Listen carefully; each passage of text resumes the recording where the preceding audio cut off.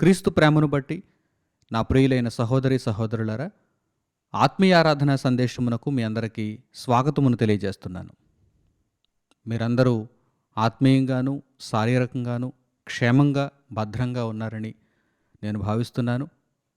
దేవుని వాక్యమును నిరంతరాయంగా నేర్చుకుంటూ ప్రభువు సన్నిధిలో దేవుని వాక్యానుసారంగా మీ బ్రతుకులను ముందుకు కొనసాగించుకుంటున్నారని నేను నమ్ముతున్నాను. విశ్వాసమును గూర్చి మనం నేర్చుకుంటున్నాం. గత పాఠ్యాంశాలలో విశ్వాసము యొక్క నిర్వచనాన్ని, విశ్వాసము యొక్క పరమార్థాన్ని, అలాగే విశ్వాసము ద్వారా రాజ్యములను జయించినటువంటి సందర్భాలను మనం నేర్చుకున్నాం.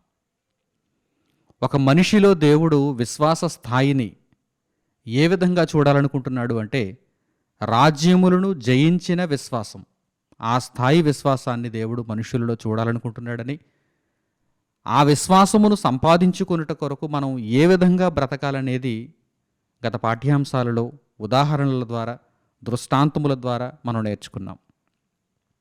అయితే దేవుని ప్రేమను బట్టి, ఆయన కృపా మహదైశ్వర్యమును బట్టి ఈరోజు విశ్వాసములో మరో ఘట్టాన్ని మనం నేర్చుకోబోతున్నాం. ఇది చాలా అద్భుతమైనటువంటి ఘట్టం. ప్రతి ఒక్క విశ్వాసి కూడా తన విశ్వాస జీవితములో ఇదిగో ఈరోజు చెప్పబడుతున్నటువంటి ఈ పాఠ్యాంశమునకు సంబంధించినటువంటి విశ్వాసము తాలూకా గొప్పదైనటువంటి లక్షణాన్ని కలిగి ఉన్నారో లేదో పరీక్షించుకోవాలి. తప్పనిసరిగా పరీక్షించుకోవాలి. ఎందుకంటే ఈరోజు మీరు వినబోతున్నటువంటి విశ్వాసము అనే పాఠంలో కీలకమైనటువంటి ఘట్టం చాలా అవసరమైనది. హెబ్రీయులకు పౌలు గారు రాసిన పత్రిక 11వ అధ్యాయము 33వ వాక్యంలో గత పాఠ్యాంశంలో వారు విశ్వాసము ద్వారా రాజ్యములను జయించిరి అనేటువంటి వాక్యాన్ని మనం విశ్లేషణగా నేర్చుకున్నాం. ఇక ఈరోజు ఆ మాట తరువాత ప్రయోగింపబడినటువంటి మరో వాక్యం పరిశుద్ధ గ్రంథమును తెరచి మీరు చూడండి. హెబ్రీయులకు పౌలు గారు రాసిన పత్రిక 11వ అధ్యాయము 33వ వాక్యంలో 2వ భాగం.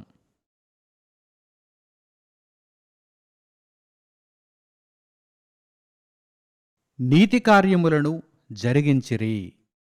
ఈ వాక్య భాగాన్ని మనం చూస్తే విశ్వాసము ద్వారా నీతి కార్యములను జరిగించిరి అని మనకు చెప్పబడింది. పరిశుద్ధ గ్రంథంలో నీతిమంతులుగా దేవుని చేత పిలువబడినటువంటి ప్రతి ఒక్కరూ కూడా, నీతిమంతులుగా దేవుని చేత ఆమోదింపబడినటువంటి వారందరూ కూడా విశ్వాసము ద్వారా నీతి కార్యములను జరిగించారు. అందులో ఎటువంటి సందేహం లేదు. అయితే ఈ నీతి కార్యములంటే ఏమిటి? విశ్వాసము ద్వారా నీతి కార్యములను జరిగించిరి అని వ్రాయబడింది. విశ్వాసము ద్వారా రాజ్యములను జయించిరి అని ముందు పాఠ్యాంశంలో మనం నేర్చుకున్నాం. విశ్వాసము ద్వారా రాజ్యములను జయించుట మనం తెలుసుకున్నాం. అయితే విశ్వాసము ద్వారా నీతి కార్యములను జరిగించుట అనగా ఏమిటి? విశ్వాసము ద్వారా నీతి కార్యములను జరిగించుట. నీతి కార్యములను జరిగించటానికి మనలో నీతి ఉండాలి, మనలో నీతి ఉండాలి. విశ్వాసముతో పనేంటి అని ఒకవేళ మీరు అనుకుంటే పొరపాటు పడినట్టు. నీతి కార్యములను ఎవరైనా సరే, ఏ కాలమందైనా సరే వారు జరిగించాలి అంటే గనుక వారిలో ఉండవలసినదేంటి? విశ్వాసము. విశ్వాసం ఉంటేనే నీతి కార్యములను జరిగించగలరు. అసలు విశ్వాసముతో నీతి కార్యములను జరిగించుట అంటే ఏమిటో మొట్టమొదట మీకు తెలియాలి. పరిశుద్ధ గ్రంథంలో దృష్టాంతాలున్నాయి, అనేకమైనటువంటి సందర్భాలున్నాయి. ఒకదానిని ఈరోజు మనం ఆలోచన చేద్దాం. ఒకదానిని గూర్చి హెబ్రీయులకు రాసినటువంటి పత్రికలో పౌలు గారు 11వ అధ్యాయాన్ని ప్రారంభిస్తూ విశ్వాసమును గూర్చి తెలియజేస్తున్నారు.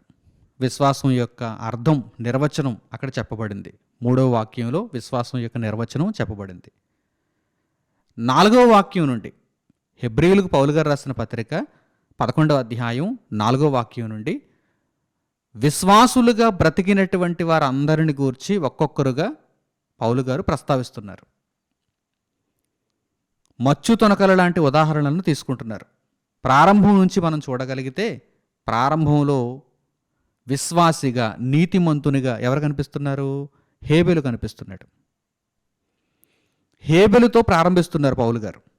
హేబెలుతో ప్రారంభిస్తున్నారు. ఇప్పుడు విశ్వాసము ద్వారా నీతి కార్యములను జరిగించరనేటువంటి వాక్యమును మనం చక్కగా లోతులకు వెళ్ళి అర్థం చేసుకోవటానికి నీతిమంతుడైన హేబెలు ఉదాహరణ మనం తీసుకోవాలి. బాగా అర్థమవుతుంది. చక్కగా నేర్చుకోవటానికి దేవుడు వ్రాయించినటువంటి సంగతులు మనకు ఎంతగానో దోహదపడతాయి. నీతి కార్యములను విశ్వాసము ద్వారా జరిగించుట అంటే ఏమిటో హేబెలు చూపించాడు. హేబెలు జీవితంలో వ్రాయబడినటువంటి సంఘటనలు, ఆ ఘట్టాలు చాలా తక్కువ కదండి. హేబెలు విశ్వాసము ద్వారా నీతి కార్యములను జరిగించాడా అని మీరు అడిగితే అవును, అవును. ఈరోజు ఈ పాఠ్యాంశంలో మీరు వాటన్నిటినీ నేర్చుకోబోతున్నారు. కనుక ఆద్యంతం చక్కగా ఈ పాఠ్యాంశమును మీరు గ్రహించటానికి ముందుగానే సిద్ధపడి మీ ఆలోచనలు ఎటూ పోనివ్వకుండా చివరి వరకు దేవుని మాటలను చక్కగా నేర్చుకుంటూ విశ్వాసము ద్వారా నీతి కార్యములను జరిగించుట అంటే ఏమిటో పరిపూర్ణంగా మీరు గ్రహించాలని నేను కోరుకుంటున్నాను. ప్రియులారా, నీతిమంతుడైన హేబెలును ఇప్పుడు మనం ఒక ఉదాహరణగా తీసుకుందాం. నీతిమంతుడైన హేబెలు నీతి కార్యములను జరిగించాడు. నీతి కార్యములను ఎలా జరిగించాడంటే విశ్వాసము ద్వారా జరిగించాడు. విశ్వాసము ద్వారా నీతి కార్యములను జరిగించరనేటువంటి మాట మనకు అర్థం కావాలంటే నీతిమంతుడైన హేబెలు దగ్గరకు మనం వెళదాం. హెబ్రీయులకు పౌలు గారు రాసిన పత్రిక 11వ అధ్యాయం 4వ వాక్యం నుండి మనం చూడగలిగితే అదే అధ్యాయంలో నీతిమంతుడైన హేబెలును గూర్చి కొన్ని వివరాలు పొందుపరచబడ్డాయి. ప్రియులారా, ఆ మాటలను ముందుగా మీరు చూడండి. ఇక్కడ వ్రాయబడినటువంటి సంగతులను చక్కగా మీరు ఆలోచన చేయండి. హెబ్రీయులకు పౌలు గారు రాసిన పత్రిక 11వ అధ్యాయము 4వ వాక్యాన్ని చూడండి.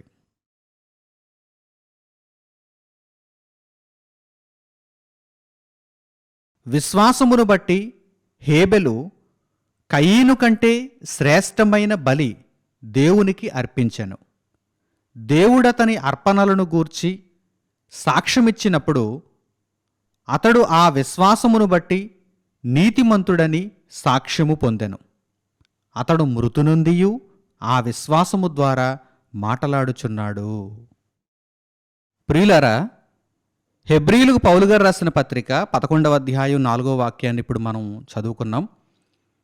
ఈ వాక్యంలో విశ్వాసము ద్వారా నీతి కార్యములను జరిగించుట అనేటువంటి విషయాన్ని గూర్చి మనం ఆలోచన చేస్తున్నాం.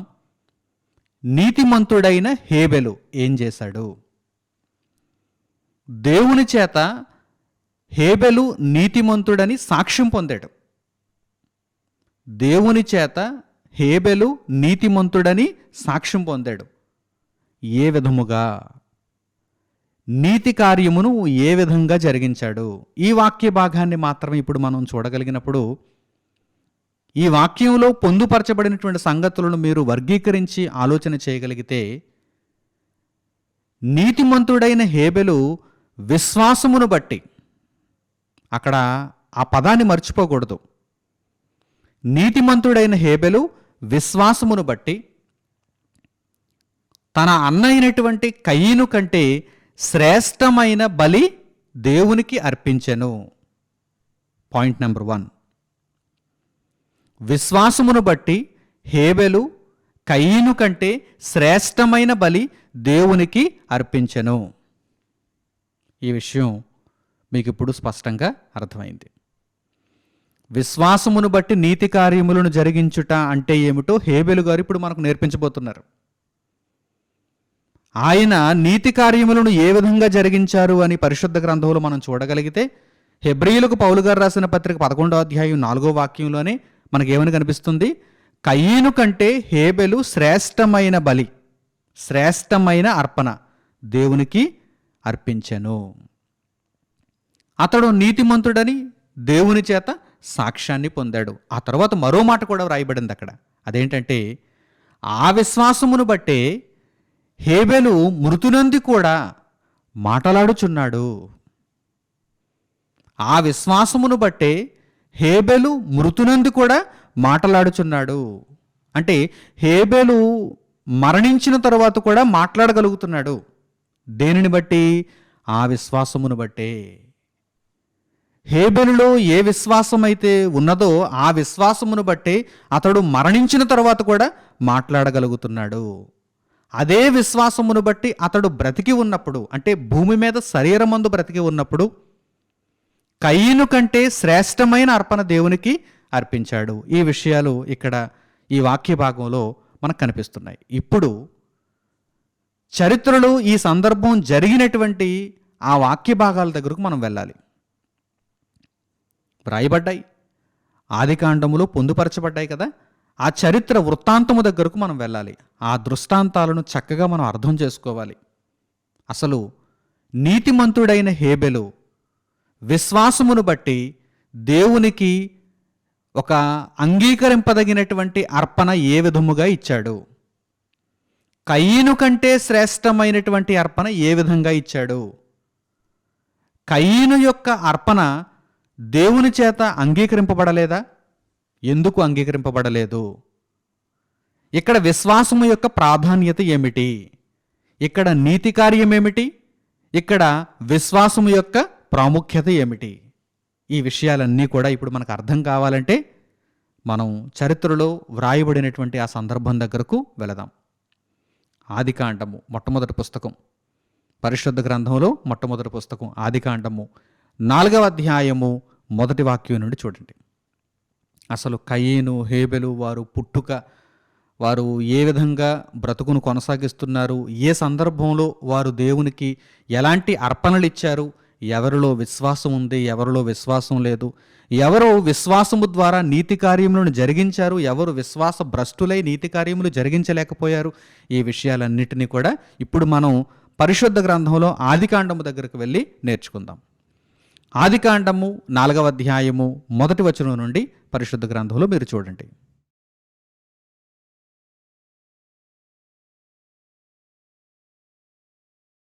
ఆదాము తన భార్య అయిన హవ్వను కూడినప్పుడు ఆమె గర్భవతి అయి కయీనుడు కని, యెహోవా దయ వలన నేనొక మనుష్యుని సంపాదించుకొన్నానెను. తరువాత ఆమె అతని తమ్ముడగు హేబెలును కనెను. హేబెలు గొర్రెల కాపరి, కయీను భూమిని సేద్యపరచువాడు. కొంతకాలమైన తరువాత కయీను పొలము పంటలో కొంత యెహోవాకు అర్పణగా తెచ్చెను. హేబెలు కూడా తన మందలో తొలుచూలున పుట్టిన వాటిలో క్రొవ్విన వాటిని కొన్ని తెచ్చెను. యెహోవా హేబెలును అతని అర్పణమును లక్ష్యపెట్టెను, కయీనును అతని అర్పణను ఆయన లక్ష్యపెట్టలేదు. ఇప్పుడు మనం చదివినటువంటి వాక్య భాగంలోని ప్రతి సంగతిని కూడా జాగ్రత్తగా మీరు అర్థం చేసుకోవాలి. ప్రతి సంగతిని కూడా విభజించి నేర్చుకోవాలి. ఇక్కడ ఇద్దరు వ్యక్తులు కనిపిస్తున్నారు. ప్రధానంగా ఇక్కడ ఇద్దరు వ్యక్తులు కనిపిస్తున్నారు. ఎందుకంటే ఈ 5 వచనాలలో వ్రాయబడినటువంటి ఆ మూలమైనటువంటి అంశములను నేర్చుకోవటానికి కాస్త మనసు పెట్టాలి. చక్కగా వర్గీకరించి నేర్చుకుంటే దేవుడు అంతా పొందుపరిచాడు, మనకు విషయాలన్నీ అర్థమవుతాయి. విశ్వాసము ద్వారా నీతి కార్యములను జరిగించుట అంటే ఏమిటో హేబెలు గారి ఉదాహరణ ద్వారా మనకు అర్థమవుతుంది. ప్రియులారా, చదువుబడినటువంటి వాక్య భాగాన్ని జాగ్రత్తగా మీరు పరిశీలించండి. ఆదాము హవ్వ వీరిద్దరికీ దేవుడు సంతానాన్ని అనుగ్రహించాడు, గర్భఫలాన్ని దయచేశాడు. మొదట పుట్టినవాడు కయీను, తరువాత పుట్టినవాడు హేబెలు. కయీను మొదటివాడు, రెండవవాడు హేబెలు. వృత్తుల పరంగా వీరిద్దరూ ఎదిగిన తరువాత వీరిద్దరూ వృత్తుల పరంగా ఎవరెవరు అని దేవుడు తెలియజేస్తున్నాడు. కయీను భూమిని సేద్యపరచువాడు, అలాగే హేబెలు గొర్రెల కాపరి. వీరిద్దరు వృత్తులు. కయీను భూమిని సేద్యపరచువాడు, హేబెలు గొర్రెల కాపరి. ఇప్పుడు వీరు దేవునికి అర్పణిస్తున్నారు.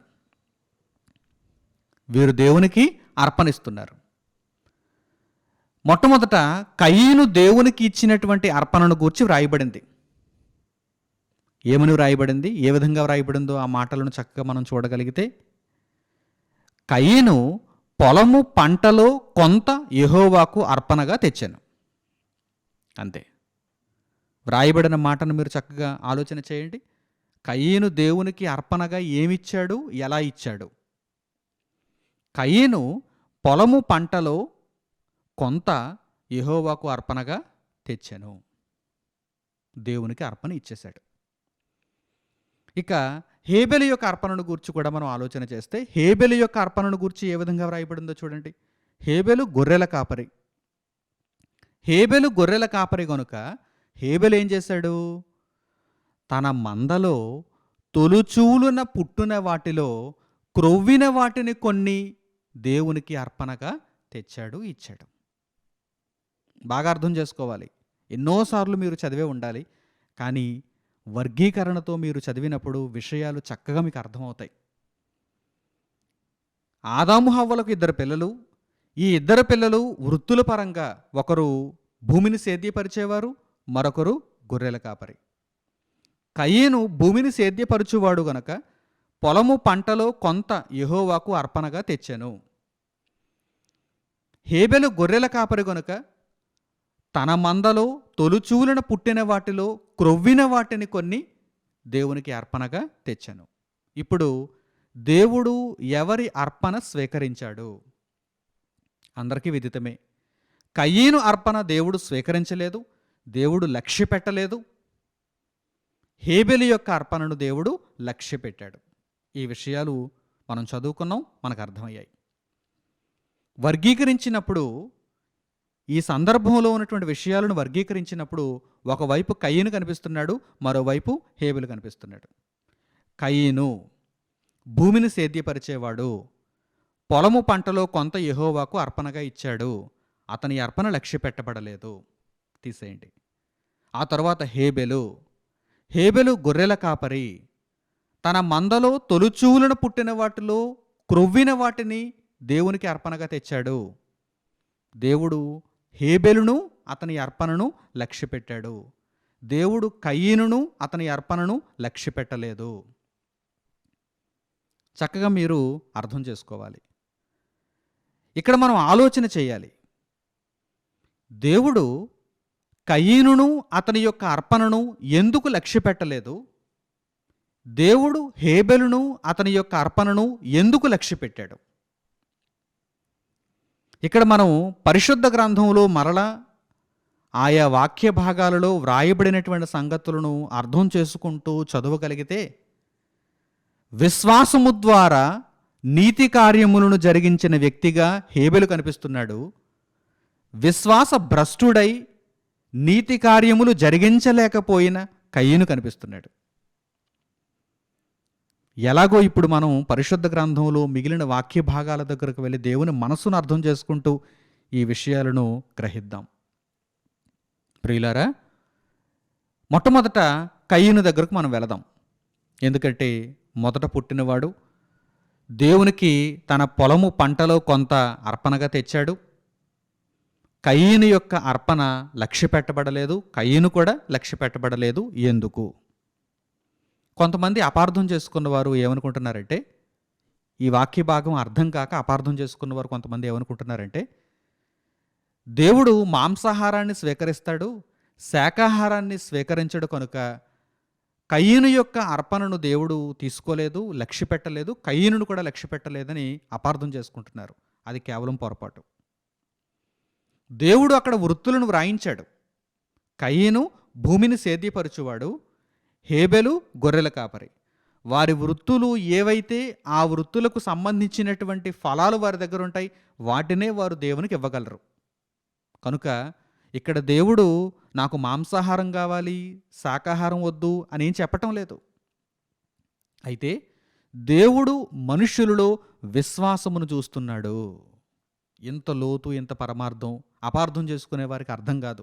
అందువలననే వారు అపార్థం చేసుకుంటారు. అయితే మీరు అర్థం చేసుకోవాలి, అనేక మంది అపార్థం చేసుకుంటున్నారు కనుక వారందరికీ చక్కని సమాధానం చెప్పేవారుగా కూడా మీరు మారాలి. దేవుడు మనుషులలో విశ్వాసమును కోరుకుంటున్నాడు, మాంసాహారమో శాకాహారమో కాదు. అసలు దేవుడు వాటిని ఏమైనా భుజిస్తున్నాడా? దేవుడు వాటిని ఏమైనా భుజిస్తున్నాడా? సమస్త ప్రకృతి ఆయన వలనే సృష్టింపబడింది. ఆయన మనుషుల దగ్గర నుండి ఏమో కోరుకోవాలని, వాటిని స్వీకరించి తినాలని, వాటి ద్వారా ఆయన ఏదో బలపడాలని, లేకపోతే వెనక వేసుకోవాలని ఎటువంటి ఆలోచన ఆయనకు లేదు. పరమతండ్రి ఆలోచన ఒక్కటే, మనుష్యులలో నీతిని చూడాలని. మనుషులందరికీ సమస్త ప్రకృతిని అనుగ్రహించినవాడు ఆయనే. 1000 కొండల మీద పశువులన్నీ ఆయనవే. ఇవన్నీ పరిశుద్ధ గ్రంథంలో వ్రాయబడిన మాటలు. చదివితే మీకు అర్థమవుతాయి. దేవుని మనసు మీకు అర్థమవుతుంది. దేవుడు ఇక్కడ మాంసాహారమో శాకాహారమో కోరుకోవటం లేదు. దేవుడు ఇక్కడ నీతిని కోరుకుంటున్నాడు. విశ్వాసమును చూడాలనుకుంటున్నాడు. ఎవరిలో ఉంది విశ్వాసం? కయీను దగ్గరకు మనం రాగలిగితే కయీను ఏం చేశాడో వ్రాయబడింది. ఏం చేశాడు కయీను? తాను భూమిని సేద్యపరచువాడు గనుక పొలము పంటలో కొంత దేవునికి అర్పణగా తెచ్చి ఇచ్చాడు. దేవుడు లక్ష్య పెట్టలేదు. దేవుడు కయీను యొక్క అర్పణను లక్ష్య పెట్టలేదు. ఎందుకని? విశ్వాసము లేదు. విశ్వాసము లేదు. దేనిని బట్టి నీవు అర్పణ తీసుకుని ఇచ్చావు? దేనిని బట్టి నీవు ఈరోజు నీ పొలము పంటలో కొంత దేవునికి అర్పణగా తీసుకుని వచ్చావు? దేనిని బట్టి? ఏదో ఇవ్వాలని ఒక మ్రొక్కుబడిగా వచ్చి ఇచ్చేసావా? విశ్వాసం అనేది లేదా? ఒక కారణం లేదా? నీవిచ్చిన అర్పణకు ఒక కారణం లేదా? విశ్వాసం అనేటువంటి లక్షణం నీలో లేదా? నీతిమంతుడుగా నీవు ఇవ్వలేదా? అయితే కయీనును అతని యొక్క అర్పణను దేవుడు లక్ష్య పెట్టను అన్నాడు.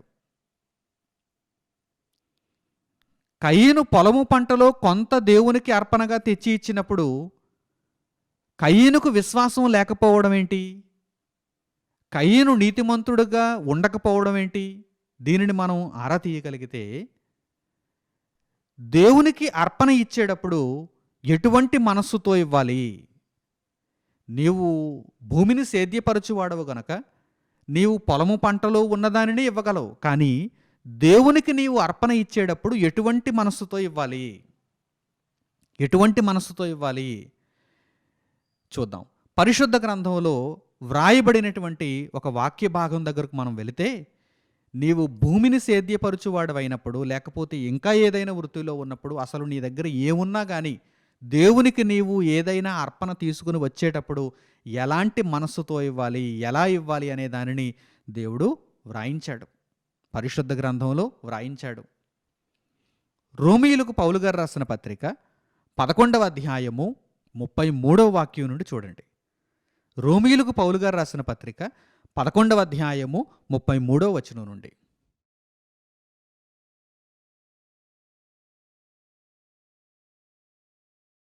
ఆహా, దేవుని బుద్ధి జ్ఞానముల బాహుల్యము ఎంతో గంభీరము, ఆయన తీర్పులు శోధింపనెంతో అసఖ్యములు, ఆయన మార్గములెంతో అగమ్యములు. ప్రభువు మనస్సు ఎరిగినవాడెవడు? ఆయనకు ఆలోచన చెప్పినవాడెవడు? ముందుగా ఆయనకిచ్చి ప్రతిఫలము పొందగలవాడెవడు? ఆయన మూలమునను, ఆయన ద్వారాను, ఆయన నిమిత్తమును సమస్తమును కలిగి ఉన్నవి. యుగముల వరకు ఆయనకు మహిమ కలుగునుగాక. ఆమేన్. ప్రియులారా, ఇక్కడ గ్రంథకర్త ప్రభు యొక్క మనస్సు తెలుసుకోవాలి అని తెలియజేస్తున్నారు. ప్రభు యొక్క మనస్సు ఎరిగినవాడెవడు? ముందుగా ఆయనకిచ్చి ప్రతిఫలము పొందగలవాడు ఎవడు? ఈ మాటలను మనం చదువుతున్నప్పుడు వెంటనే కయీను సందర్భాన్ని మనం అర్థం చేసుకోగలిగితే, కయీను దేవునికి అర్పణ ఎలా ఇచ్చాడు? కయీను భూమిని సేద్యపరిచేవాడే, నిజమే. కయీను పొలము పంటలోనిదే దేవునికి ఇవ్వగలడు. కానీ ఎలా ఇవ్వాలి, ఎలా ఇచ్చాడు? కయీను పొలము పంటలోని దానిని దేవునికి ఎలా ఇవ్వాలి, ఎలా ఇచ్చాడు? ఎలా ఇవ్వాలి? రోమీయులకు పౌలు గారు రాసిన పత్రిక 11వ అధ్యాయం 33వ వాక్యం నుండి మనం చదవగలిగితే ఎలా ఇవ్వాలో మనకు తెలియచేయబడింది.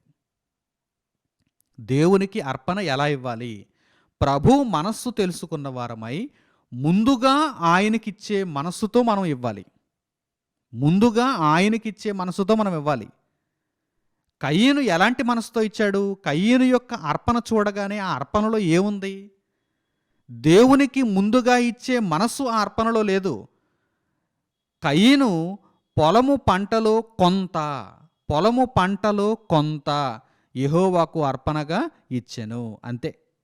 అంతే తప్ప దేవుడు ఇచ్చినటువంటి ఈ సమస్తములో దేవునికి ముందుగా నేనిచ్చి ఆయన దగ్గర మరలా ప్రతిఫలము పొందాలనేటువంటి భావనతో, అంత మంచి మనసుతో, అంత గొప్ప విశ్వాసముతో కయీను ఇవ్వగలిగాడా?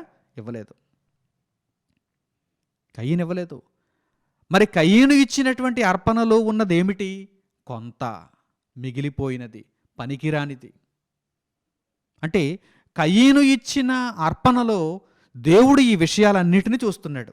కయీను నాకు అర్పణ ఇచ్చాడు, కానీ ఆ అర్పణలో ఏమున్నాయి? పొలము పంటలో కొంత తెచ్చిచ్చాడు. పొలము పంటలో కొంత తెచ్చిచ్చాడు. అంతే తప్ప ముందుగా నాకు ఇచ్చాడా? పొలము పంటలో శ్రేష్టమైన దానిని నాకు ఇచ్చాడా? ప్రథమ ఫలమును నాకు ఇచ్చాడా? లేదు, కొంత నాకు ఇచ్చాడు. అయినా దేవుడు అవకాశం ఇచ్చాడు. అయినా దేవుడు అవకాశం ఇచ్చాడు. నీ ముఖం చిన్నబుచ్చుకుంటావెందుకు? సత్క్రియ చెయ్యి, సరిచేసుకో, నీ తప్పులను సరిదిద్దుకో అంటున్నాడు దేవుడు. కానీ సరిదిద్దుకోలేదు కయీను.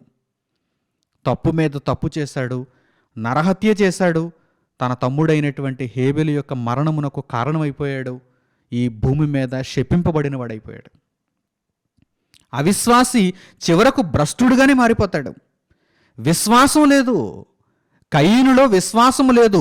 విశ్వాసం ఉంటే ఏం చేసి ఉన్ను? నీతి కార్యమును చేసి ఉన్ను. హేబెలు వలె నీతి కార్యమును చేసి ఉండు. కానీ కయీనులో విశ్వాసము లేదు.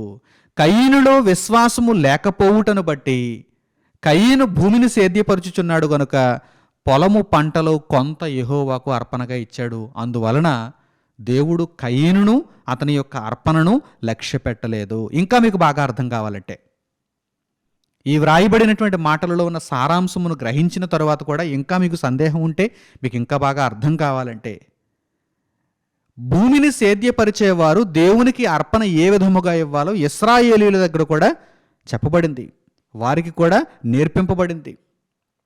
ఒక్కసారి ఆ సందర్భం దగ్గరకు మనం వెళితే ఇంకా ఏమైనా సందేహాలుంటే ఆ సందేహాలన్నీ మీకు తీరిపోతాయి. కయీను యొక్క అర్పణను దేవుడు ఎందుకు లక్ష్య పెట్టలేదు, ఈ సందేహం తీరిపోతుంది. నిర్గమకాండము 23వ అధ్యాయము 19వ వచనాన్ని చూడండి. నిర్గమకాండము 23వ అధ్యాయము 19వ వచనం.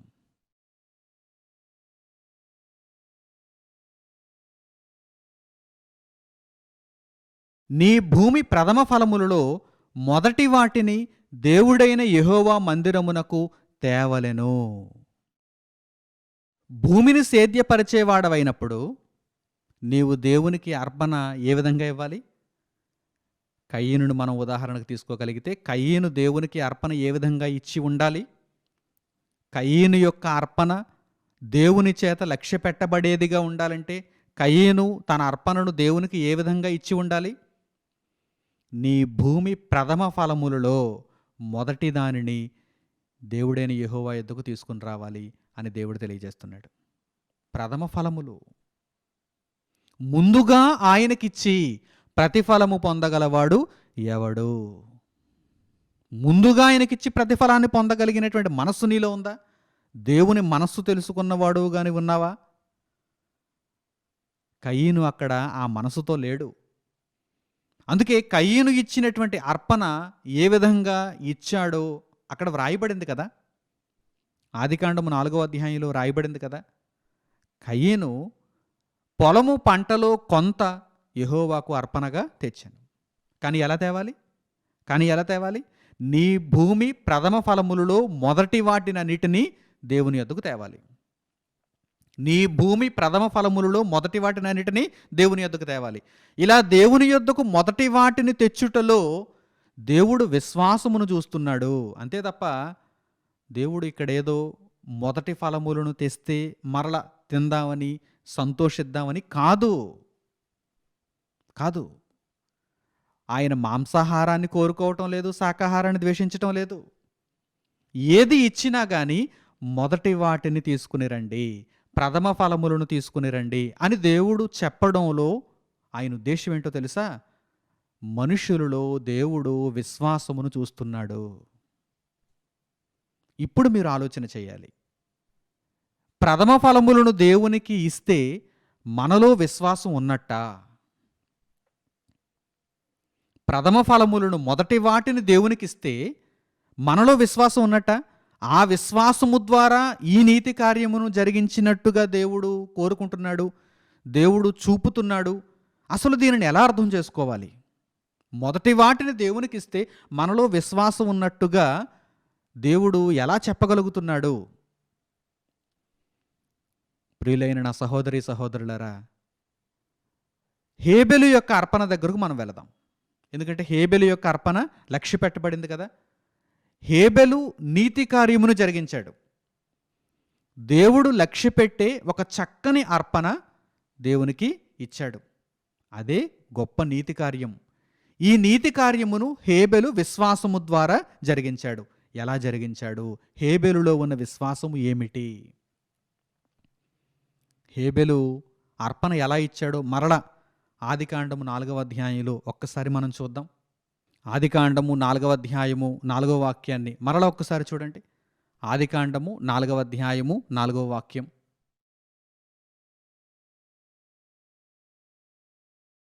హేబెలు కూడా తన మందలో తొలుచూలన పుట్టిన వాటిలో క్రొవ్విన వాటిని కొన్ని తెచ్చెను. యెహోవా హేబెలును అతని అర్పణను లక్ష్యపెట్టెను. దేవునికి కయీను అర్పణ తెచ్చాడు, దేవునికి హేబెలు అర్పణ తెచ్చాడు. కానీ కయీను తెచ్చిన అర్పణలో ప్రథమ ఫలము లేదు. తన పొలము పంటలో కొంత తెచ్చాడు తప్ప ప్రథమ ఫలాన్ని ఇవ్వలేకపోయాడు. అందువలన కయీను యొక్క అర్పణ దేవుని చేత అంగీకరింపబడలేదు, లక్ష్య పెట్టబడలేదు. మరి ఎవరి అర్పణ లక్ష్య పెట్టబడింది? హేబెలు యొక్క అర్పణ లక్ష్య పెట్టబడింది. ఎందుకు లక్ష్య పెట్టబడింది? ఎందుకు అంగీకరింపబడిందో మీరు ఆ మాటలలో చూడగలిగితే, హేబెలు దేవునికి అర్పణ ఇచ్చేటప్పుడు చాలా జాగ్రత్తలు పాటించాడు. విశ్వాసముతో దేవునికి అర్పణ ఇచ్చాడు. ఏం చేశాడు? హేబెలు దేవునికి అర్పణ ఏ విధంగా ఇచ్చాడు? ఎందుకని హేబెలు యొక్క అర్పణ దేవుని చేత అంగీకరింపబడింది? దేవుడు వాటిని స్వయంగా అయితే భుజించడు. కానీ ఎందుకు లక్ష్య పెట్టాడు? హేబెలును అతని యొక్క అర్పణమును దేవుడు ఎందుకు లక్ష్య పెట్టాడు? హేబెలు అర్పణ ఏ విధంగా ఇచ్చాడు చూడండి. తన మందలో తొలుచూలున పుట్టిన వాటిలో, తొలుచూలున పుట్టిన వాటిలో అంటే అర్థం ఏంటి? ప్రథమ ఫలములు. అవును, గొర్రెల కాపరి కనుక ఇతని దగ్గర ఉండేవి గొర్రెలే. అవును, కయీను భూమిని సేద్యపరిచేవాడు కనుక అతని దగ్గర ఉండేవి పంటే. అయితే దేవునికి నీవు ఏది ఇచ్చినా కానీ ఎలా ఇవ్వాలి? విశ్వాసముతో ఇవ్వాలి. ఏదో దేవునికి నా దగ్గర ఉన్నదానిలో కొంత దేవునికి ఇచ్చేస్తున్నాననే భావన కాదు. అసలు దేవుడు స్వీకరిస్తాడా? అలా ఇస్తే దేవుడు స్వీకరిస్తాడా? లేదు. మరి దేవునికి ఎలా ఇస్తే స్వీకరింపబడుతుంది, అంగీకరింపబడుతుంది, లక్ష్య పెట్టబడతాము అని అడగగానే దేవుడు ఏమంటున్నాడు తెలుసా? మీరు విశ్వాసముతో ఇస్తే నేను లక్ష్య పెడతానంటున్నాడు దేవుడు. విశ్వాసం అనగా ఏమిటి? హేబెలు అది వరకు చూడని వాటి యందు నమ్మకము కలిగిన వాడై విశ్వాసము చేత అర్పణ ఇచ్చాడు, విశ్వాసము చేత నీతి కార్యమును జరిగించాడు. అందువలన దేవుడు హేబెలును అతని యొక్క అర్పణను లక్ష్య పెట్టాడు. హేబెలు ఏమి చేశాడు? అసలు హేబెలు ఇచ్చినటువంటి అర్పణలు ఏమున్నాయి? హేబెలు ఏ విధంగా అర్పణ ఇచ్చాడు? హేబెలు ఇచ్చిన అర్పణలో దేవుడు వేటిని చూస్తున్నాడు అనగానే, హేబెలు తన మందలో తొలుచూలున పుట్టిన వాటిలో మరల క్రొవ్విన వాటిని, తొలుచూలున పుట్టిన వాటిలో ఒకవేళ ఏదైనా లోపము కలిగినది ఉంటే దానిని అర్పణగా దేవునికి ఇవ్వాలనుకోలేదు హేబెలు. మరి ఎటువంటి దానిని అర్పణగా ఇవ్వాలనుకున్నాడు? క్రొవ్విన దానిని, శ్రేష్టమైన దానిని. అందుకే హెబ్రీయులకు పౌలు గారు రాసినటువంటి పత్రికలో ఏమంటున్నారు పౌలు గారు? కయీను కంటే శ్రేష్టమైన అర్పణ, కయీను కంటే శ్రేష్టమైన అర్పణ హేబెలు దేవునికి అర్పించాడు గనక విశ్వాసము చేత నీతి కార్యమును జరిగించాడు అని పౌలు గారు హెబ్రీయులకు రాసిన పత్రికలో 11వ అధ్యాయం 4వ వాక్యంలో తెలియజేశారు. ప్రియులారా, విశ్వాసము ద్వారా హేబెలు నీతి కార్యమును ఏ విధంగా జరిగించాడో మీరు చక్కగా ఆలోచన చేయగలిగితే, తన మందలో తొలుచూలున పుట్టిన వాటిలో క్రొవ్విన వాటిని దేవునికి అర్పణగా ఇచ్చాడు. అప్పుడు దేవుడు హేబెలును అతని యొక్క అర్పణమును లక్ష్యపెట్టాడు. ఇప్పుడు ఆలోచన చేద్దాం. హేబెలు జరిగించిన ఈ నీతి కార్యములో విశ్వాసం ఎలా ఉన్నది? ఎక్కడున్నది విశ్వాసము? ముందుగా దేవునికిచ్చుట, ప్రథమ ఫలములను దేవునికిచ్చుట, ఈ విషయంలో విశ్వాసము ఎక్కడ కనిపించుచున్నది? ముందుగా దేవునికిచ్చుటలో, ప్రథమ ఫలములను దేవునికిచ్చుటలో విశ్వాసము ఎక్కడ ఉన్నది అని మనం ఆలోచన చేయగలిగితే, పరలోకమందున్న తండ్రి మానవులందరి రక్షణ కొరకు తన అద్వితీయ కుమారుని లోకమునకు అర్పణగా ఇచ్చేశాడు. బాగా అర్థం చేసుకోవాలి, ఇది చాలా ముఖ్యమైనటువంటి అంశం. పరలోకమందున్న దేవుడు తన అద్వితీయ కుమారుని, అద్వితీయ కుమారుడు అంటే అర్థం తెలుసు కదా, మొట్టమొదట పుట్టినవాడు, జనితైక కుమారుడు, జ్యేష్ఠుడు. పరలోకమందున్న తండ్రి తన అద్వితీయ కుమారుడైన యేసుక్రీస్తును లోకమునకు ఒక అర్పణగా ఇచ్చేశాడు. ఈ విషయాన్ని మనం ఆలోచన చేసినప్పుడు, దేవుడు సర్వజనుల కొరకు ఒక అర్పణ ఇచ్చాడు. దేవుడు సర్వజనుల కొరకు ఒక అర్పణ ఇచ్చాడు. మనుషులందరినీ కాపాడడానికి, మనుషులందరినీ అగ్నిలో నుండి తప్పించటానికి, నిత్యత్వంలో బ్రతికించటానికి దేవుడు ఏం చేశాడు? తన అద్వితీయ కుమారుని లోకమునకు అర్పణగా ఇచ్చేశాడు. దేవుడు ఎలాంటి అర్పణ ఇచ్చాడు? దేవుడు ఎలాంటి అర్పణ ఇచ్చాడు? ప్రథమ ఫలమునిచ్చాడు, శ్రేష్టమైన దానిని ఇచ్చాడు. ఎవరైనా ఆ ఫలము ఏమిటి? యేసుక్రీస్తు ప్రభు. యేసుక్రీస్తు ప్రభు. దేవుడు మన కొరకు అనుగ్రహించినటువంటి ఈ అర్పణ మనలందరినీ రక్షించుచున్నది. అవునా కదా? అవును. మన పాపముల నుండి మనకు విముక్తి, మనము పాపక్షమాపణ అడిగినప్పుడు దేవుడు మనకు అనుగ్రహించినటువంటి ఒక గొప్ప వరము ఆయన అద్వితీయ కుమారుడైన యేసుక్రీస్తు ప్రభువు. సర్వ మానవాళిని దేవుడు తన కుమారుడైన యేసుక్రీస్తు ప్రభువును అర్పించుట చేత రక్షిస్తాడని ఎవరైతే తెలుసుకొని వారి బ్రతుకులలో నీతి కార్యములు జరిగించారో వారే విశ్వాసము ద్వారా నీతి కార్యములను జరిగించిన వారు. అర్థమైందా లేదా? అర్థం కాకపోతే మరలా చెబుతాను, కానీ అర్థం కాకుండా మాత్రం వెళ్ళిపోవద్దు. అర్థం చేసుకోవడానికి ప్రయత్నం చేయండి. మరలా చెబుతాను. పరలోకమందున్న తండ్రి తన అద్వితీయ కుమారుని ఒక ప్రథమ ఫలముగా, ఒక శ్రేష్టమైనటువంటి ఫలముగా లోకమంతటి కొరకు ఒక అర్పణగా ఇచ్చేశాడు. ఈ విషయమును ఎవరైతే గ్రహించి వారి జీవితములలో దేవుని కొరకు నీతి కార్యములను అట్టి మాదిరిగా జరిగించారో వారే విశ్వాసము ద్వారా నీతి కార్యములను జరిగించిన వారుగా పేర్కొనబడుతున్నారు. మనము కూడా అటువంటి రీతిన విశ్వాసము ద్వారా నీతి కార్యములను జరిగించాలి. దేవుడు ఎందుకిమ్మన్నాడు? ప్రథమ ఫలమునివ్వండి, శ్రేష్టమైనటువంటి ఫలమునివ్వండి.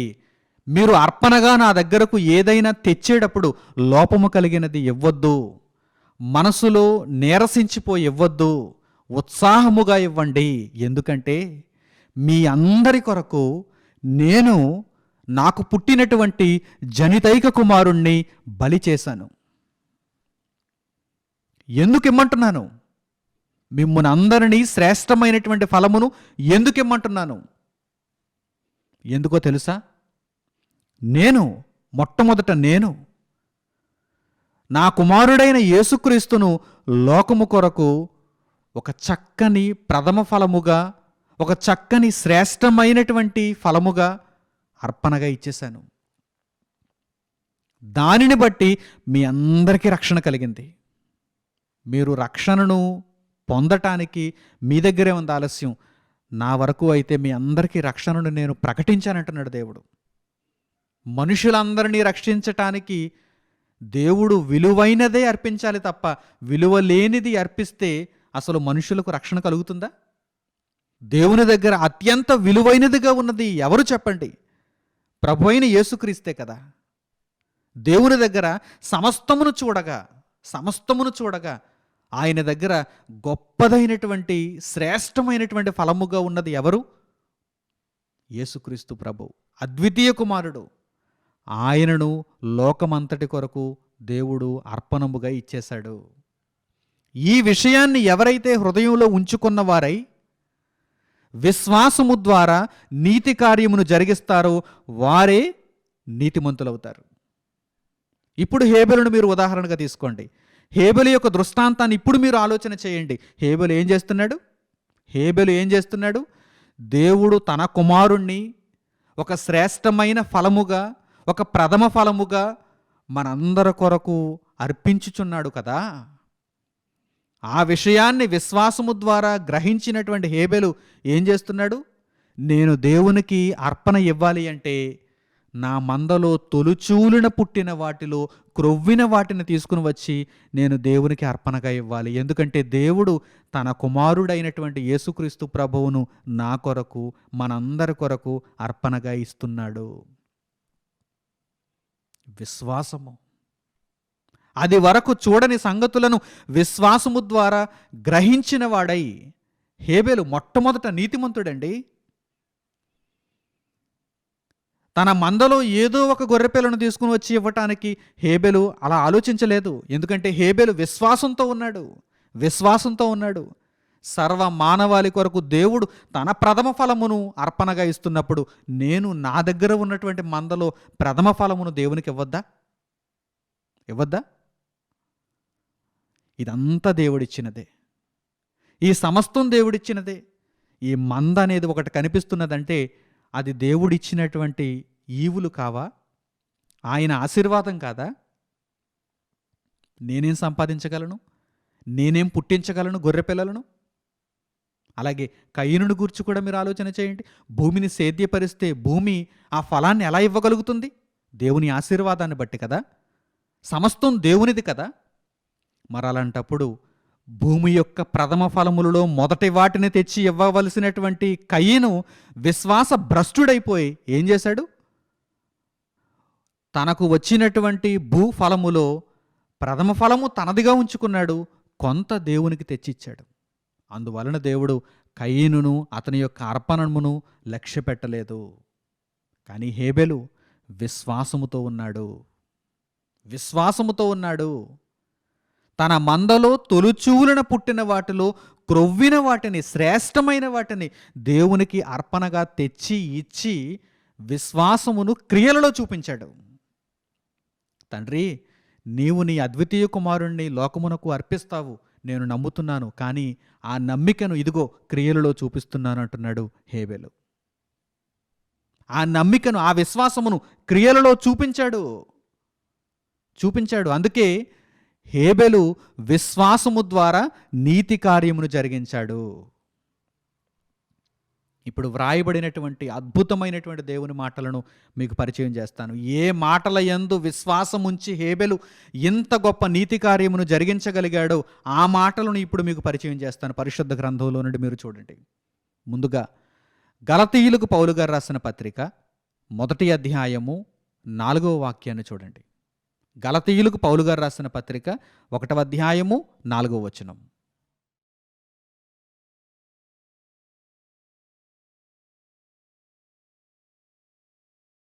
మన తండ్రి అయిన దేవుని చిత్త ప్రకారము క్రీస్తు మనలను ప్రస్తుతపు దుష్టకాలములో నుండి విమోచింపవలెనని మన పాపముల నిమిత్తము తన్ను తాను అప్పగించుకొనెను.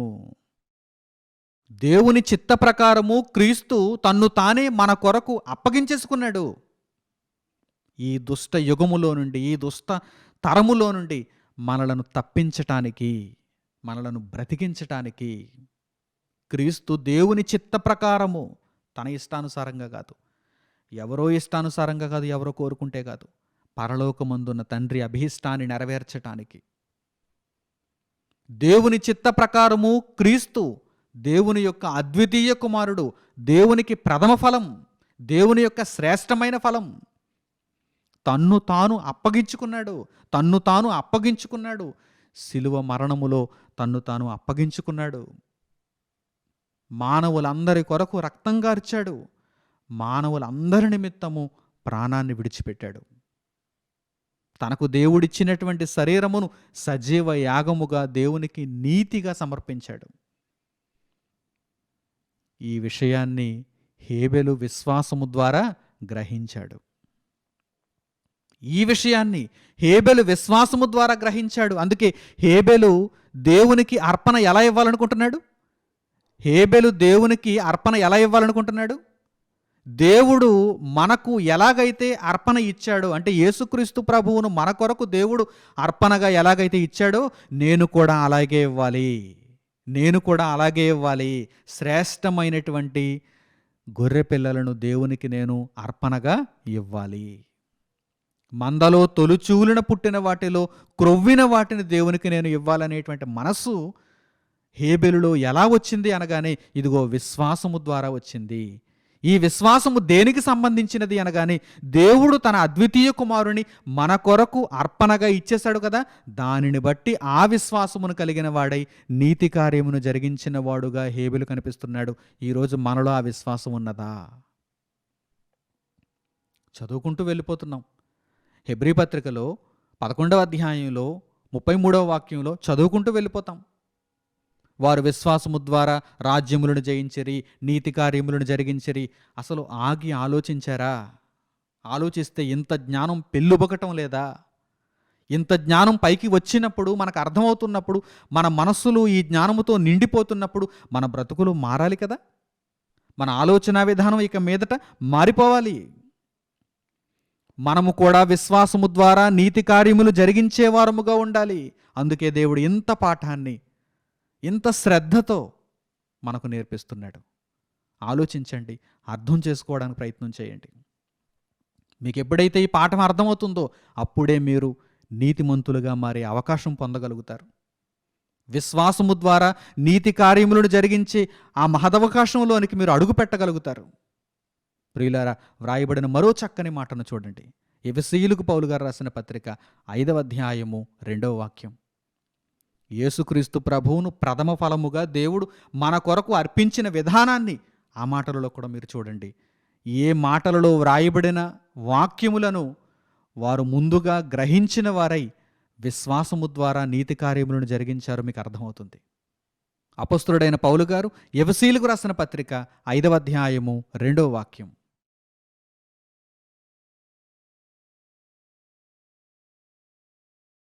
క్రీస్తు మిమ్మును ప్రేమించి పరిమళ వాసనగా ఉండుటకు మన కొరకు తన్ను తాను దేవునికి అర్పణముగాను బలిగాను అప్పగించుకొనెను.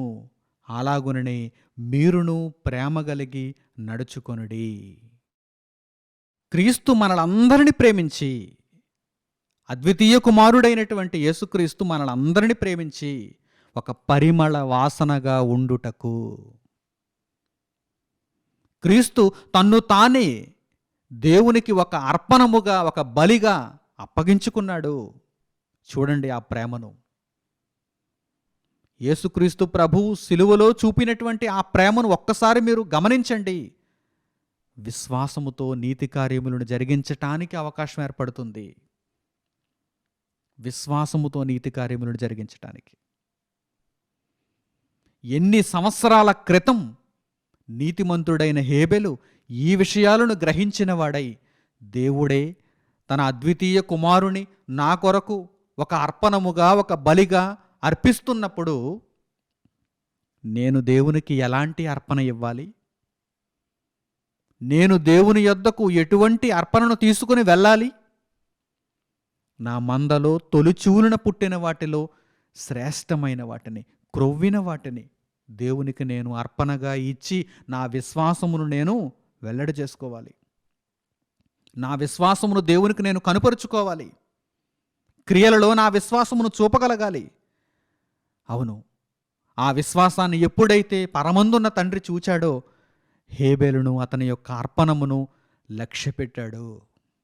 నా కుమారుడా, నీకెంత విశ్వాసం ఉన్నది గనుక, విశ్వాసము ద్వారా ఈ నీతి కార్యమును నీవు జరిగించావు గనక నిన్ను నేను లక్ష్య పెడుతున్నాను, నీ అర్పణమును నేను లక్ష్య పెడుతున్నాను. నీకంటే ముందు పుట్టాడు, కానీ వాడికి బుద్ధి లేదు, వాడికి విశ్వాసం లేదు. వాడు పొలము పంటలో కొంత తెచ్చి నా దగ్గర పెట్టాడు, నేను వాడిని లక్ష్య పెట్టడం లేదు, వాడి అర్పణను కూడా నేను లక్ష్య పెట్టడం లేదు. ఈ చక్కని పాఠాన్ని దేవుడు నేర్పిస్తున్నాడండి. క్రీస్తు మన కొరకు తన్ను తాను ఒక అర్పణగా, బలిగా దేవునికి సమర్పించుకున్నాడు. మీరు కూడా ప్రేమ కలిగి ఆ విధంగానే నడుచుకోవాలి. విశ్వాసము కలిగిన వారై నీతి కార్యములను జరిగించేవారుగా మీరు నడుచుకోవాలి. ఎంతో వాక్యం వ్రాయబడింది, పొందుపరచబడింది. పైపైన చదివితే మీకు అర్థం కావటం లేదని దేవుడు విశదీకరిస్తున్నాడు, ఈ పాఠముల ద్వారా విశదీకరిస్తున్నాడు. ఇంకా మనసులు మారకపోతే ఎలా చెప్పండి? ఇంకా మన జీవిత విధానం మారకపోతే ఎలా చెప్పండి? ఇంత వాక్యం ఇంకా వ్రాయబడకపోయినా హేబెలు లాంటి నీతిమంతులు విశ్వాసము ద్వారా నీతి కార్యములను జరిగించారంటే వారిలో ఉన్న విశ్వాసమును మనం ఒక్కసారి ఆలోచన చేయగలిగితే మనకు అంతుబడుతుందా? ఆ విశ్వాసమును మనం ఆ స్థాయిలో సంపాదించుకోవడానికి అసలు మన జీవితకాలం అంతా పోరాడిన అంత వృద్ధిలోనికి మనం వెళ్ళగలమా అనేటువంటి సందేహం మనకు కలుగుతుంది. అయితే మనం ప్రయత్నం చేయాలి. దేవుడు అనుగ్రహించినటువంటి ఈ జీవిత కాలములో అంత విశ్వాస స్థాయిని మనం అందుకోవాలి. మీరు కూడా ప్రేమ కలిగి క్రీస్తు వలె నడుచుకోవాలి అని వ్రాయబడింది. నా ప్రియులైన సహోదరి సహోదరులారా, హేబెలు విశ్వాసము ద్వారా నీతి కార్యమును జరిగించాడంటే ఇదిగో ఈ కారణమును బట్టి అంటే భవిష్యత్తులో దేవుడు తన అద్వితీయ కుమారుణ్ణి మన కొరకు ఒక బలిగా, అర్పణముగా, ఒక సువాసన కలిగించేటువంటి అర్పణముగా మనందరి కొరకు క్రీస్తును అప్పగించేస్తాడు, లోకమునకు పంపించేస్తాడు. క్రీస్తు మనందరి నిమిత్తం తన ప్రాణమును అర్పిస్తాడు, మనందరినీ బ్రతికిస్తాడు. లోకమంతటికి ఆయన చేసిన ఆ మహాయాగము వలన, ఆ అర్పణ వలన రక్షణ కలుగుతుంది. దీనిని నమ్మినవాడు హేబెలు, దీనిని నమ్మనివాడు కయీను. విశ్వాస భ్రష్టుడు కయీను, విశ్వాసులలో శ్రేష్ఠుడు హేబెలు. అందుకే విశ్వాసము ద్వారా నీతి కార్యమును జరిగించాడు. అంత మాత్రము చేతనే కాదు, ఇంకా ఉంది. పౌలు గారు అంటున్నారు, అంత మాత్రము చేతనే కాదు, ఇంకా ఉంది. ఏముంది ఇంకా? ఆయన విశ్వాసము ద్వారా దేవునికి ఒక చక్కని శ్రేష్టమైనటువంటి లక్ష్య పెట్టదగినటువంటి అర్పణమును దేవునికి ఇచ్చాడు, నీతి కార్యమును జరిగించాడు. ఇంకా ఉందా? ఉంది. ఏముంది? కయీను తన తమ్ముడైనటువంటి హేబెలును చంపేశాడు. విశ్వాస భ్రష్టుడు ఒక విశ్వాసిని ఏం చేసేశాడు? చంపేశాడు. నా అర్పణను దేవుడు వద్దంటాడా? నా తమ్ముడైన హేబెలు ఇచ్చినటువంటి అర్పణను దేవుడు స్వీకరిస్తాడా? నాలో విశ్వాసం లేదని దేవుడు నన్ను వెనక్కి పెడతాడా? అయితే నా తమ్ముణ్ణి ఈ భూమి మీదే లేకుండా చేయాలనుకున్నాడు. విశ్వాసమును చూపిస్తున్నాడు కదా, భూమి మీదే లేకుండా చేసేస్తే అసలు విశ్వాసాన్ని చూపించగలడా అనుకుంటున్నాడు. పిచ్చోడా, విశ్వాస భ్రష్టుడా, విశ్వాసికి మరణం ఉందనుకుంటున్నావా? దేవుని యందు విశ్వాసం ఉంచిన వారికి మరణం ఉందనుకుంటున్నావా? ఈ భూమి మీద శరీరాన్ని విడిచిపెట్టినా కానీ వారు ఇంకా బ్రతికే ఉంటారు. ఈ భూమి మీద శరీరాన్ని విడిచిపెట్టినా కానీ విశ్వాసులైన వారు ఇంకా బ్రతికే ఉంటారు. వారు ఇంకా మాట్లాడుతూనే ఉంటారు, వారు ఇంకా దేవునికి మొర పెడుతూనే ఉంటారు, వారి మొరను దేవుడు ఆలకిస్తూనే ఉంటాడు. విశ్వాస భ్రష్టులకి ఇవన్నీ తెలుస్తాయా? విశ్వాస భ్రష్టులకి ఇవన్నీ అర్థమవుతాయా? ఏం అర్థం కావు. భూమి మీద నేను లేకుండా చేసేస్తే అసలు ఈ గొడవ ఉండదు, ఈ గోల ఉండదు అనుకున్నాడు అంతే కయ్యను. అంతే తప్ప ఒక విశ్వాసిని నేను పూర్తిగా అంతమొందింప చేయగలనా? ఒక విశ్వాసిని నేను భూమి మీద లేకుండా చేసినంత మాత్రాన విశ్వాసి ఇక బ్రతకడు అనుకోవటం అవివేకం కదా. మూర్ఖుడైనటువంటి కయీను, దుష్టుడైనటువంటి కయీను, విశ్వాస భ్రష్టుడైనటువంటి కయీను తన తమ్ముడైనటువంటి హేబెలును చంపేశాడు. వ్రాయబడిన ఆ మాటలను మనం చూస్తే పౌలు గారు ఇంకా ఉన్నది అంటున్నారు చూసారా. విశ్వాసము ద్వారా హేబెలు శ్రేష్టమైన అర్పణ దేవునికి ఇచ్చాడు, అంత మాత్రము చేతనే కాదు, విశ్వాసము ద్వారా మృతు నొంది కూడా మాట్లాడగలుగుతున్నాడు అని పౌలు గారు హెబ్రీలకు రాసిన పత్రిక 11వ అధ్యాయం 4వ వాక్యంలో తెలియజేశారు కదా. అసలు విశ్వాసము ద్వారా మృతి పొంది కూడా ఎలా మాట్లాడగలిగాడో అసలు ఆ సందర్భం ఏంటో మనం నేర్చుకుందాం. ఆదికాండము 4వ అధ్యాయము 8వ వాక్యం నుండి చూడండి. ఆదికాండము 4వ అధ్యాయము 8వ వచనం నుండి.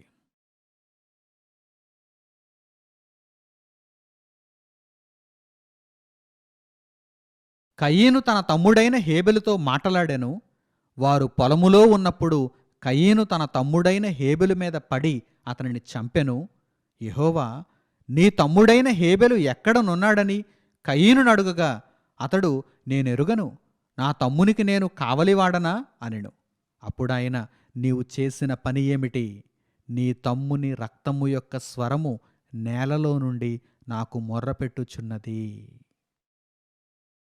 విశ్వాసభ్రష్టుడైనటువంటి కయీను విశ్వాసులలో శ్రేష్ఠుడైనటువంటి హేబెలును చంపేశాడు. కయీను తన తమ్ముడైన హేబెలు మీద పడి అతని చంపెను. దేవుడు అడుగుతున్నాడు, కయీను, నీ తమ్ముడెక్కడా? ఏం చేసావు నువ్వు? ఈ మాటలు అడుగుతున్నప్పుడు కయీను ఇచ్చేటువంటి దౌర్భాగ్యకరమైనటువంటి సమాధానం చూడండి. ఎంత రెక్లెస్గా మాట్లాడుతున్నాడు చూడండి. నేను నా తమ్మునికి కావలివాడనా? నన్నేమైనా కాపలా పెట్టావా?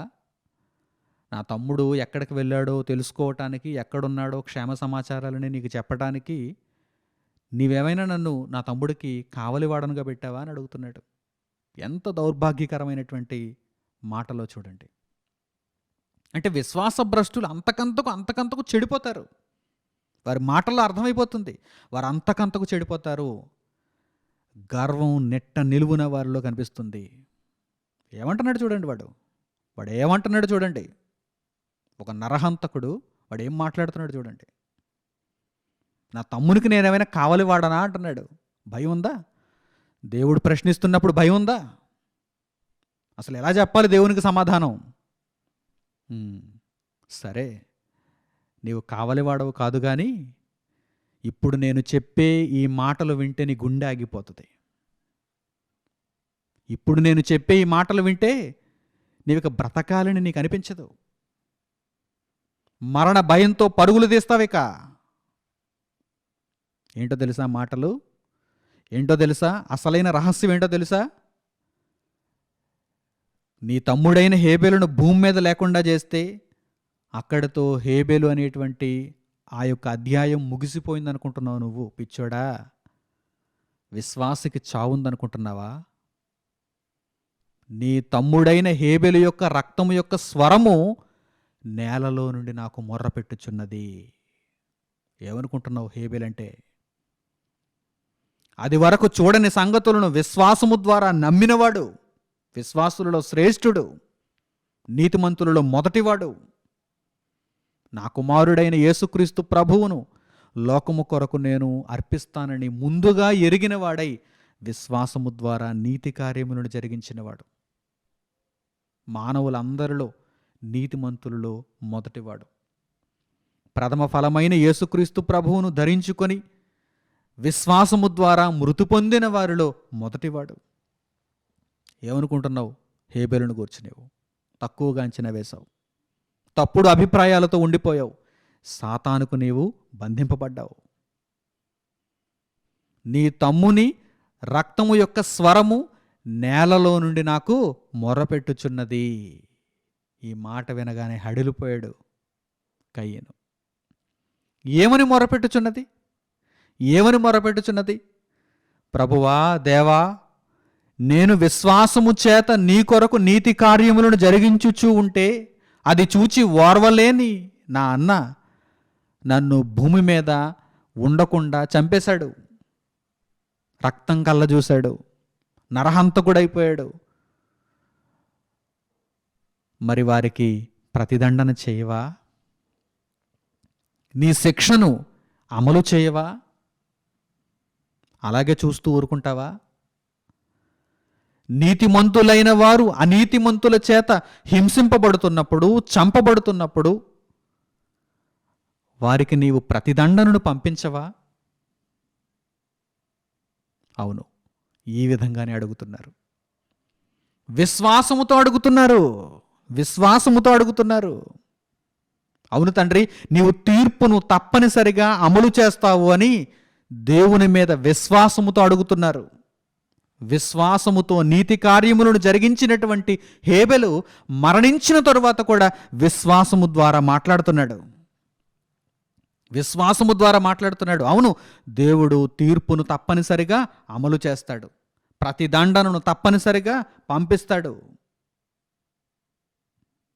నీతిమంతుడైన హేబెలు మొదలుకొని ఎందరో ఎందరో ఎందరో ఇప్పటి వరకు, ఆ మొదటి నీతిమంతుడైన హేబెలు మొదలుకొని ఇప్పటి వరకు ఇలా వధింపబడిన వారి ఆత్మలు ఎన్నో ఉన్నాయి. ఎక్కడున్నాయి? బలిపీఠము క్రింద ఉన్నాయి. బలిపీఠము క్రింద ఉన్నాయి. బలిపీఠము అనగా మనం ఎక్కడైతే బలిస్తామో, మనము తీసుకుని వెళ్ళినటువంటి ఆ గొర్రెను కానీ లేకపోతే ఏదైనా పశువును కానీ పక్షిని కానీ ఎక్కడైతే బలిస్తామో అది కదా బలిపీఠం అంటే. ఆ బలిపీఠము క్రింద ఏముంటాయి? బలిగా ఇవ్వబడినవే ఉంటాయి. ఈ భూమి అనే బలిపీఠము మీద బ్రతకడానికి వచ్చినటువంటి మనుషులలో కొందరు మాత్రమే విశ్వాసులు, మిగిలిన వారందరూ అవిశ్వాసులు. ఈ అవిశ్వాసుల వలన, విశ్వాస భ్రష్టుల వలన విశ్వాసులైన వారు ప్రాణాలు కోల్పోతున్నారు. విశ్వాసులైన వారు ఇబ్బంది పడుతున్నారు, యాతన పెట్టబడుతున్నారు.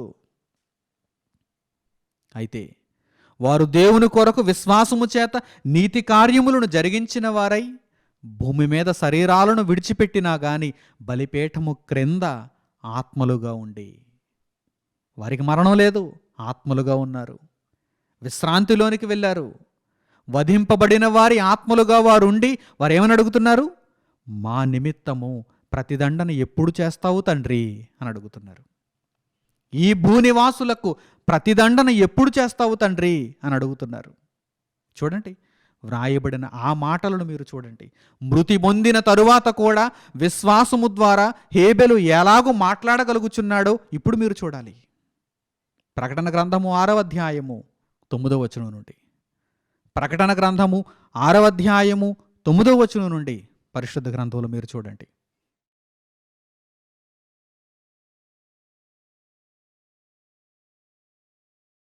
ఆయన 5వ ముద్రను విప్పినప్పుడు దేవుని వాక్యము నిమిత్తమును తాము ఇచ్చిన సాక్ష్యము నిమిత్తమును వధింపబడిన వారి ఆత్మలను బలిపీఠము క్రింద చూచితిని. వారు, నాథా, సత్యస్వరూపి, పరిశుద్ధుడా, ఎందాక తీర్పు తీర్చకయు మా రక్తము నిమిత్తము భూనివాసులకు ప్రతిదండన చేయకయు ఉందువని బిగ్గరగా కేకలు వేసిరి. తెల్లని వస్త్రము వారిలో ప్రతివానికి ఇయ్యబడెను. మరియు వారి వలనే చంపబడబోవు వారి సహదాసుల యొక్కయు సహోదరుల యొక్కయు లెక్క పూర్తియగు వరకు ఇంకా కొంచెము కాలము విశ్రమింపవలెనని వారితో చెప్పబడెను. మృతి పొందిన తరువాత కూడా విశ్వాసము ద్వారా మాట్లాడుతున్నారు. ఈ భూమి మీద దేవుడిచ్చిన ఆయుష్కాలంలో విశ్వాసము ద్వారా నీతి కార్యములను జరిగించారు. మృతి పొందిన తరువాత కూడా విశ్వాసము ద్వారా మాట్లాడుతున్నారు. ఇప్పుడు మీకు అర్థమవుతుందా? ఇప్పుడు మీకు అర్థమవుతుందా? హేబెలు దృష్టాంతము ద్వారా దేవుడు మనకు బోధిస్తున్నటువంటి సంగతులు మీకు ఇప్పుడు అర్థమవుతున్నాయా? బలిపీఠము క్రింద వధింపబడిన వారి ఆత్మలున్నాయి. ఆయన 5వ ముద్రను విప్పినప్పుడు బలిపీఠము క్రింద వధింపబడిన వారి ఆత్మలను చూచెను. దర్శనంలో యోహాను గారు అక్కడ బలిపీఠము క్రింద వధింపబడిన వారి ఆత్మలను చూచెను. వారు ఏమని అడుగుతున్నారు చూడండి దేవుణ్ణి. నీ తమ్ముడైన హేబెలు రక్తము యొక్క స్వరము నేలలో నుండి నాకు మొరపెట్టుచున్నది. ఏమని మొరపెట్టుచున్నది? నీ తమ్ముడైన హేబెలును చంపేశాను, అక్కడితో హేబెలు యొక్క కథ సుఖాంతం అయిపోయింది అనుకుంటున్నావా? భూమి మీద హేబెల్ అనే అడ్డు నీకు లేకపోతే నీవు అవిశ్వాసిగా బ్రతికినా కానీ నీ అర్పణను నేను లక్ష్య పెడతాననుకుంటున్నావా? ఎంత విశ్వాస భ్రష్టుడు రా నువ్వు కయీను, నీవెంత విశ్వాస భ్రష్టుడవు. కయీనుకున్న మనస్సు ఏ ఒక్కరిలోనూ ఉండకూడదు. కయీనుకున్న మనస్సు ఏ ఒక్కరిలోనూ ఉండకూడదు. మీరు దేవునికి ఒకవేళ అర్పణ ఇవ్వాలి అనుకుంటే కనుక హేబెలు వలె ఇవ్వాలి. హేబెలు వలె మన జీవితాలు ఉండాలని దేవుడు కోరుకుంటున్నాడు. కయీను వలె మాత్రం కాదు. కయీను వలె మాత్రం కాదు. హేబెలు విశ్వాసము ద్వారా మృతి పొందిన తరువాత కూడా మాట్లాడుతున్నాడు. నాథా సత్యస్వరూపి, ఎందాక తీర్పు తీర్చకయు, మా రక్తము నిమిత్తము భూనివాసులకు ప్రతిదండన చేయకయు ఉందువని బిగ్గరగా కేకలు వేస్తున్నారు. ఒక్కడే కాదు, హేబెలు ఒక్కడే కాదు, అనేక మంది నీతిమంతులు తామిచ్చిన సాక్ష్యము నిమిత్తము, దేవుని వాక్యము నిమిత్తము వధింపబడ్డారు గనక, విశ్వాసమును బట్టి మృతి నొందిన వారు గనక వారు బిగ్గరగా కేకలు వేస్తున్నారు. ఆ నీతిమంతుల జాబితాలో, ఆ పట్టీలో మనం కూడా ఉండాలి. ఉండాలంటే మనం ఎటువంటి కోవకు చెందిన వారముగా ఉండాలో ఇప్పుడు మీకు అర్థమవుతుందా? దేవుని వాక్యము నిమిత్తము, మనం ఇచ్చిన సాక్ష్యము నిమిత్తము వధింపబడిన వారిగా మనం ఉండాలి.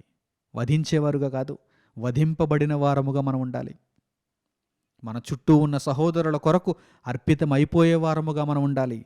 క్రీస్తు ఒక పరిమళ సువాసనగా ఉండుటకు దేవుని నిమిత్తము మనందరి కొరకు తన్ను తానే బలిగా అర్పణముగా చేసుకొనలేదా? అట్టి మనస్సును మనము కూడా కలిగి ఉండాలని నేర్పింపబడలేదా?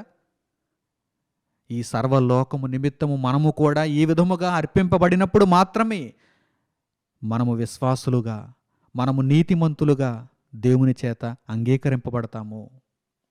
దేవుడు మనలను గూర్చి నీవు నీతిమంతుడవు, నీతిమంతురాలవు, నీవు విశ్వాసివి అని సాక్ష్యం ఇవ్వాలంటే కనుక ఇదిగో ఈ విధమైనటువంటి బ్రతుకు మనలో ఉండాలరా. ఈ విధమైన బ్రతుకు మనలో ఉండాలి. అప్పుడు వారికి ఇవ్వబడిన సమాధానం చూడండి. ఇంకా ఉన్నారు, భూమి మీద ఇంకా ఉన్నారు. సహదాసులు లెక్క పూర్తవ్వాలి, సహోదరుల లెక్క పూర్తవ్వాలి. అంతవరకు కూడా మీరు కొంచెము కాలమే, ఇంకా కొంచెము కాలమే విశ్రమింపవలెను. విశ్రాంతిలో ఉన్నారు వారు, విశ్రమింపవలెను అని వారితో చెప్పబడింది. ఎందుకంటే భూమి మీద బ్రతికి ఉన్నటువంటి మనబోటి వారు ఈ విశ్వాసము యొక్క పుట్టు పూర్వోత్తరాలను గ్రహించిన వారమై, ఈ సాదృశ్యములన్నిటినీ తెలుసుకున్న వారమై, ఈ దృష్టాంతముల ద్వారా పాఠములను గ్రహించిన వారమై మన బ్రతుకులను చక్కదిద్దుకొని ఇదిగో ఒక హేబెలు వలె మనము కూడా విశ్వాస సంబంధమైన నీతి కార్యములను జరిగించిన వారముగా ఉండాలి. మృతి పొందిన తరువాత కూడా మాట్లాడే వారముగా మనం ఉండాలి. ఇంతటి గొప్ప అవకాశాన్ని పొందటానికి ధైర్యంతో అడుగు ముందుకు వేయగలరా? మిమ్మల్ని మీరే ప్రశ్నించుకోండి. నిత్యత్వంలో ప్రవేశించాలంటే ఈ విధమైన బ్రతుకు తప్పనిసరి. విశ్వాసము ద్వారా నీతి కార్యములను జరిగించాలి. మృతి పొందిన తర్వాత కూడా మాట్లాడే విశ్వాసం మనలో ఉండాలి. చక్కని నిర్ణయం తీసుకుంటారని దేవుని ప్రేమను బట్టి మిమ్మల్ని అందరినీ కోరుకుంటూ ఈ సందేశమును ఇంతటితో నేను ముగిస్తున్నాను. తండ్రి అయిన దేవునికి ప్రార్థనలో ఏకీభవించండి. మహాపరిశుద్ధుడును మహోన్నతుడునైన మా కన్న తండ్రి, మమ్మల్ని ఎంతగానో ప్రేమించి విశ్వాస సంబంధమైనటువంటి ఈ గొప్ప సందేశమును మాకు దయచేసినందుకు మా హృదయపూర్వకమైన కృతజ్ఞతాస్తుతులు మీకు చెల్లిస్తున్నాము. నాయనా, ఈ మీ మాటలు ప్రతి ఒక్కరి హృదయములో బలముగా నాటబడి గొప్ప ఫలమును మీ కొరకు వారు ఇవ్వగలిగే నిమిత్తము, మీ చిత్తానుసారమైనటువంటి జీవితములను వారు చూపగలుగు నిమిత్తం వారికి సహాయమును చేయండి. కేవలము విని సంతోషించి వెళ్ళిపోయేవారు కాకుండా, విన్న మాటల ప్రకారం ప్రవర్తించి వారి విశ్వాస జీవితమును కడవరకు మీ ఎదుట వారు చూపగలుగులాగున సహాయమును దయచేయండి. దేవా, ప్రతి ఆపదలోనూ ప్రతి ఇబ్బందిలోనూ మమ్మను జ్ఞాపకం చేసుకుంటూ మమ్మను కాపాడుతున్నందుకు మీకు కృతజ్ఞతలు తండ్రి. మమ్మను, మా కుటుంబములను, సంఘములను మీరు కాపాడుతున్నారు, మీ కృపలో రక్షిస్తున్నారు. నాయనా, దీనిని అంతటిని బట్టి మిమ్మల్ని స్తుతిస్తూ ఘనపరుస్తూ ఈరోజు మేము ఏ విధముగా సజీవుల లెక్కలో ఇంకా ఉన్నాము అంటే విశ్వాస సంబంధమైనటువంటి క్రియలు, మిగిలిపోయిన క్రియలు మేము సంపూర్ణము చేసుకొనుటకే ఉన్నాము. మేము బ్రతికి ఉన్నది అనేకులను అగ్నిలో నుండి లాగి రక్షించగలుగుటకు క్రీస్తు వలె మా జీవితములను మీ కొరకు అర్పణముగా బలిగా సమర్పించుకొనుటకు మా తండ్రి ఇంతటి అవకాశమును మీరు మాకు దయచేసినందుకు మీకు కృతజ్ఞతలు నాయన. చివరి వరకు నమ్మకమైనటువంటి జీవితాలను మేమంతా కలిగి ఉండు నిమిత్తము మీ కృపను మా ఎడల అనుగ్రహించమని మిమ్మల్ని కోరుకుంటూ మా ప్రార్థనా మనవులను మా ప్రభువును రక్షకుడు నేను యేసుక్రీస్తు వారి పేరిట మిమ్మల్ని వేడుకొనిచున్నాము తండ్రి. ఆమెన్. ప్రియులైన సహోదరి సహోదరులారా, మీరింతవరకు ఆత్మీయ ఆరాధనా సందేశము ద్వారా దేవుని ఉన్నతమైన సంగతులను విని నేర్చుకున్నారు. ఈ కార్యక్రమం ప్రతి ఆదివారం ఉదయం 11 గంటలకు మా వెబ్సైట్ www.sutotal.com అనే వెబ్సైట్లో మీకు పొందుపరచబడుచున్నది.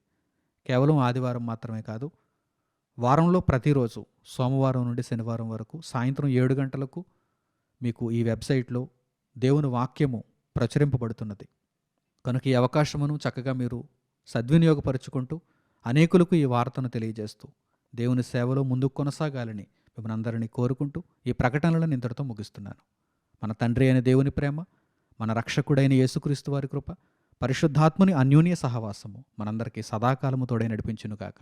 ఆమెన్. అందరికీ వందనములు. సెలవు.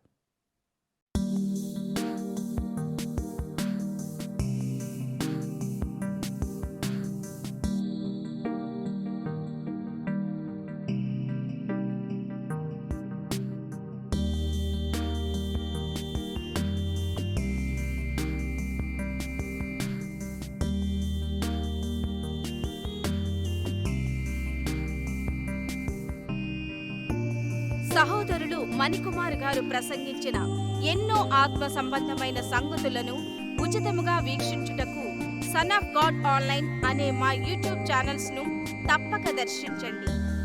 మా సమాచారమును ఎప్పటికప్పుడు తెలుసుకొని ఆత్మీయాభివృద్ధి నొందవలనంటే సన్ ఆఫ్ గాడ్ ఆన్లైన్ అనే మా యూట్యూబ్ ఛానల్స్ ను సబ్స్క్రైబ్ చేసుకోండి. సత్వర నోటిఫికేషన్ల కొరకు సబ్స్క్రైబ్ బటన్ ప్రక్కనే ఉన్న బెల్ సింబల్ ను క్లిక్ చేయండి. ధన్యవాదములు.